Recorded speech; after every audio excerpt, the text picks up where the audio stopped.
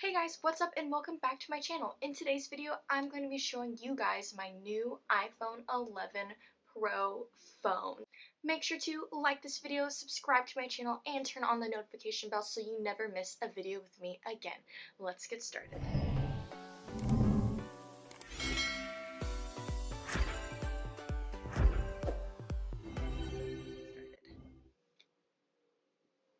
Okay, so I know that the iPhone literally just came out last Friday, so it's really new, and I have the phone. It's so exciting to me. I have not had a new phone in a couple years. My last phone was the iPhone 8 Plus. Now, there was nothing wrong with my phone. It had a nice big screen. I really loved, oh, there's my best friend. I loved having the huge screen, but I really did want to upgrade to a better quality phone. Technology with Apple and with phones in general have been increasing a lot, so I really wanted to jump in on that technology game and kind of get the newest up-to-date phone. Now, through Apple, there's this thing called iUp, and I did the iUp program where you pay monthly subscription, or I guess monthly payments on the phone. So technically you don't ever own the phone, but I mean, if you don't really care about that, it doesn't matter. I know some people, it kind of matters to them, but for me it doesn't matter because with the iUp program you pay the monthly fees, but then once the new iPhone comes out, you can actually buy the next new iPhone, and it's kind of at a cheaper rate, if that makes sense, because it is a monthly payment and you're returning your if you're going to trade in the newest iPhone, the trade-in value is a lot of money compared to, say, an older phone like my iPhone 8 Plus. The trade-in value is only $300, but with this new phone, the trade-in value is going to be several $100s more. So really, when you're buying the new iPhone for next year or whenever you want to buy it, it's going to be pretty inexpensive compared to someone who's buying at full price or trading in an older iPhone.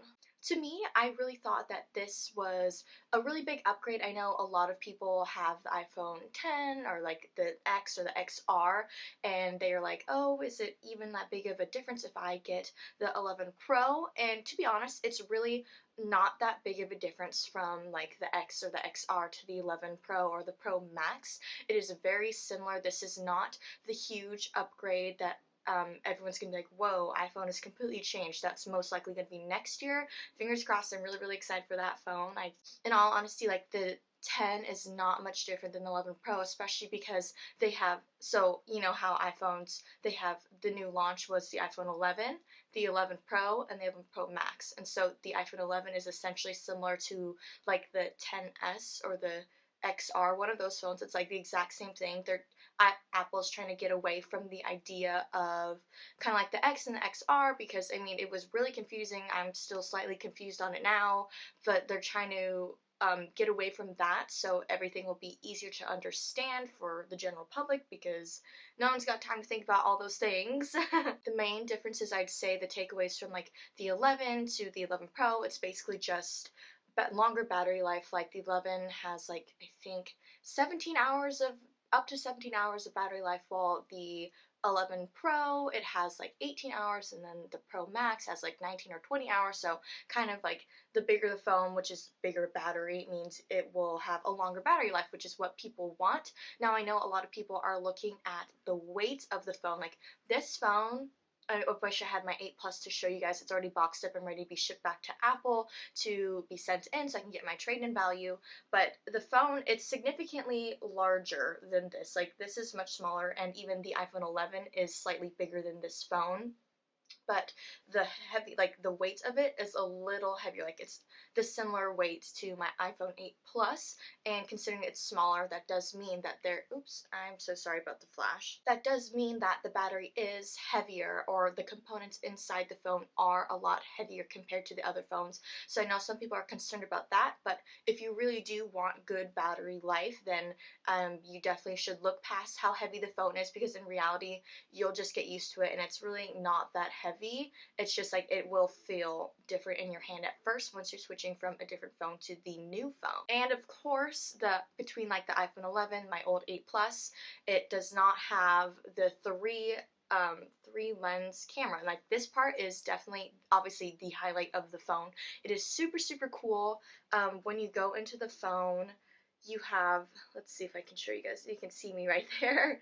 There's like kind of like three options right there. There's like the 2, the 1, and the 0.5, and so that means it's just like the different zooms. Like the 2 is like the super zoom, the 1 is normal, 0.5 is the wide angle, which is super awesome. The quality is amazing, and there's also night mode on the cameras, which I think is super cool. Like I mean, like photo quality definitely goes down when it's dark, but I mean, if you have like already a nice camera, like just once for photography purposes or for fun, you know that you have to change kind of like the this like the light sensitivity to kind of work with the darkness because there's not enough light to let into the lens. But there is a night mode on the new iPhone, so that really helps have a crisper photo quality on the phone. And also in general, the screen display, it is much nicer, or like it's like a liquid retina display, and then that's like the nicest and newest type of display that Apple has to offer. The 11 does not have that, and obviously any other phone before that does not have that as well. When I got this phone on last Friday, I was so happy to have it. I automatically jumped the gun to get it activated and ready to go because I did have a trip. If you guys want to check out that vlog, it was super fun. I'll link that down in the description box below. But after the trip, no, I had no problems with the phone. Like, I even got a case just for that purpose, just so I did not get any scratches on it. I even watched a video about how this phone is super scratch resistant. Like, they were testing the back part. It's like a matte surface. They were testing it with like different types of metals, and they were scratching it and going really hard at it, like using different types of metals, pennies, nickels, even like different other things like that, and it would make scratch marks, but it like once you like rub it away with your fingers, it would just be gone permanently. So I was very concerned when I had scratches on the front of my phone. Like, my other phone, I did not have scratches on it. Yeah, I mean, yes, I did have a screen protector, but I have never really had scratches like these before. I've never seen them. It was not like, it was like very bizarre scratches. Like, it wasn't cracks either, but it was just on the corner over here, but it looked like a smudge. Like, right now I have plenty of, like, you can see, like, that's disgusting. I'm so sorry. I have so many smudge marks in front of my fingers, but the smudge marks on my phone, when I would wipe it away, like, I was super anal about it. Like, I would keep it clean all the time. Like, that's a little better now, but I would try to wipe it away, even use like one of those like cleaning rags or whatever for like screens and lenses and stuff, and these smudges wouldn't go away, and so I was like feeling it. I would like feel it like this, and like I felt bumps and indentations in it, and I was so confused why I had scratches on my brand new phone. This is supposed to be amazing technology. Like, the glass on the screen is not supposed to scratch that easy, and I was so confused. And the only thing I could possibly think of having my like scratching my case or scratching the front was my jacket that I've been wearing, but I've been using that with my older iPhone. I did not have any types of scratches on it at all. And then all of a sudden I have these disgustingly horrendous scratches right on my brand new phone. I was so confused, and it made me obviously very upset because this phone is supposed to be very scratch resistant, and here we are with scratches. So I took it into the iPhone store, and the guy was like, "You're like the first person I've seen to even have any types of scratches on your phone. Like, we don't even have parts for your phone." And of course, like, that makes sense because it literally, I went into the store the following Monday with complaining about these scratches, like they should not be there. And they were like, well, we probably won't even have parts until 3 weeks later. I'm like, I don't want to wait 3 weeks looking at this awful scratch. Like, I didn't know how it got there. Like, there was not a moment in time where I like dropped it or hit it or rubbed it really hard against my zippers or anything. I just looked at it, and then all of a sudden they were just there. So like, I have no clue how it even happened. But thankfully we got it sorted. We got a replacement phone, so that was really nice of them to let me just like do that, and made me a lot happier.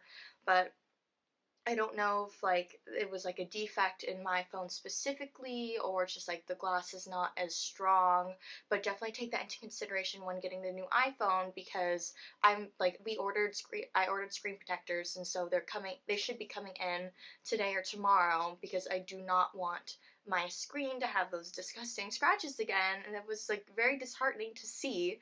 So yeah, definitely keep in mind to possibly think of getting a screen protector. Like the back part, I'm not too worried about. This part is fine, just like the front. Definitely get a screen protector for it. Also, the phone is so much faster. Like even with like the Face ID or even with the 10s, like the old 10s, the Face ID unlocking is so much quicker. It is instant. Like you literally tap the screen, open it, bam, it's already unlocked and ready to go. It's so much easier. It's just so much more convenient for the user to use.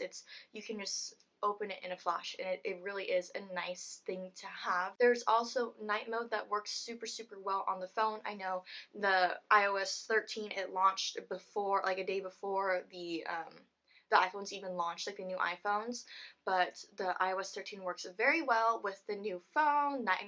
The night mode or the dark mode is so handy. So like even if you don't have the new phone, like make sure to download the new iOS 13 because the night mode is seriously so easy on the eyes. It is very nice to just look at, and just like it doesn't hurt or it's not too bright or anything, you know. But overall, is this phone worth it? And I really do think that this new iPhone 11 is worth it, especially because I'm doing the iApp program. It is not as expensive month to month, and I'll be able to upgrade to the new phone next year, which is the really big, hopefully, the really big iPhone upgrade. Super pumped for that. I mean, especially if you don't have an iPhone 10, this will be a huge upgrade for you. It will be so much faster, quicker, longer battery life, better screen display, all the things you really want in an iPhone. And even if you have the 10 but you're kind of old of it and you want something faster, I really do recommend that you do check out the new iPhone 11 Pro or the Pro Max. Well, there you have it, you guys. Here was my video and review of the new iPhone 11 Pro. Make sure to like this video, subscribe to my channel, and turn on the notification bell so you never miss a video with me again. Thanks.